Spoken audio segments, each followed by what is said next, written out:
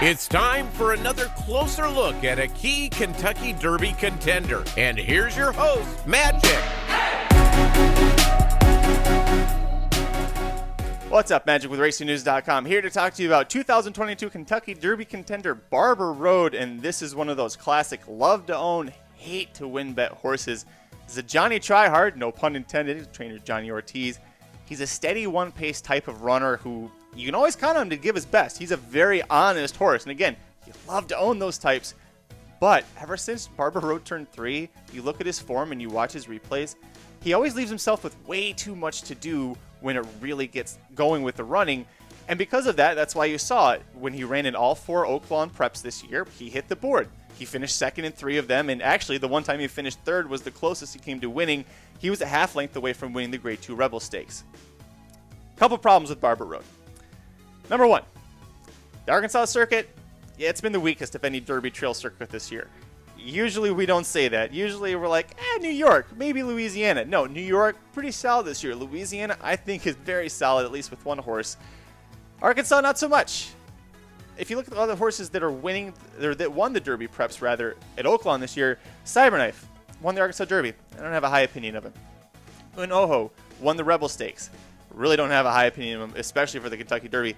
Newgrange and Dash Attack, they beat this horse also at Oaklawn in prep races. They're not even in the Derby picture. They're just completely gone.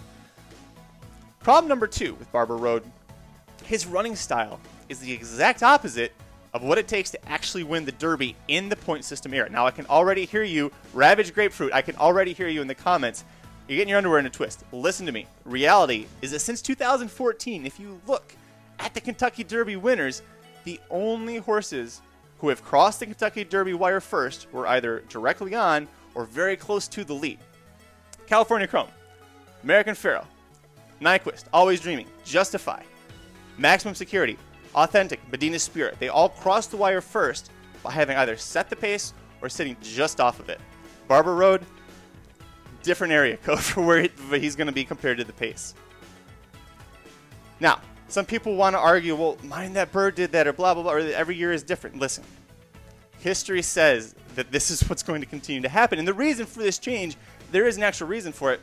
Prior to the point system coming around 2013, horses qualified for the Derby based off of their earnings. So it was really common for sprinters who won, the Grade 1 Hopeful, or the Grade 1 Champagne, or, the Breeders' Cup, races that were Breeders' Cup being 2 turns, but other races being one-turn races with $500,000 purses, $400,000 purses. Well, yeah, they're making the Kentucky Derby, but are they bred for 2 turns? Yeah, maybe not. To be winning those races? Yeah, probably not.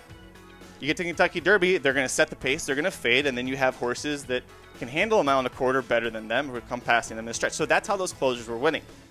The sprinters are not qualifying for the Kentucky Derby, not the way that they used to.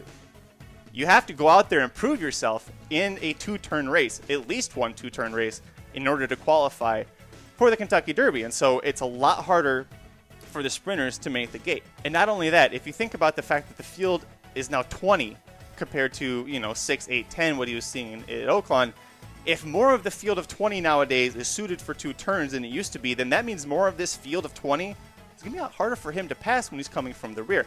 Here's the thing. I don't dislike Barber Road. Again, love to own this horse. Hate to win bet him. I think that this horse really does have at least one graded stakes win in his future. I truly do. I think maybe it happens at age 4. His sire race day got better as he got older. I think this horse, no reason to rush him in anything crazy at age 3. I think age 4, maybe age 5, this horse has got a pretty big future for graded stakes races. And when it comes to Kentucky Derby, yes, he could hit the board. He could hit the superfecta. Maybe he gets into the trifecta. Hell, maybe he's looking at Lee snuck up that golden rail from the parking lot and got second behind Always Dreaming 2017. Maybe that happens. But when it comes to winning him, if you're going to bet this horse to win, you have to remember you are now betting a horse whose only career wins, by the way, came against maiden claimers and Starter Allowance Company.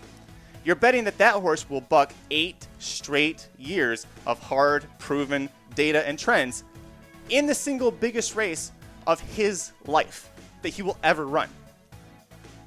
If you want to do that, great. I really hope you get a good price. I just can't do that. Again, I think the horse can hit the board, but when it comes to winning, just can't do it. But hey, you let me know below in the comments. Am I way off base here? I know Ravage Grapefruit's going to be on that train for sure. Hit like if you liked the video. Hit like if you even didn't like the video. Subscribe to the YouTube channel. We'll see you at the track. This has been a presentation of RacingDudes.com, your destination for all things horse racing and sports betting. Whether you want free winners, expert insider picks, up-to-the-minute trackside weather reports, or podcasts and videos for bettors of all skill levels, never make another wager without visiting the Racing Dudes. First,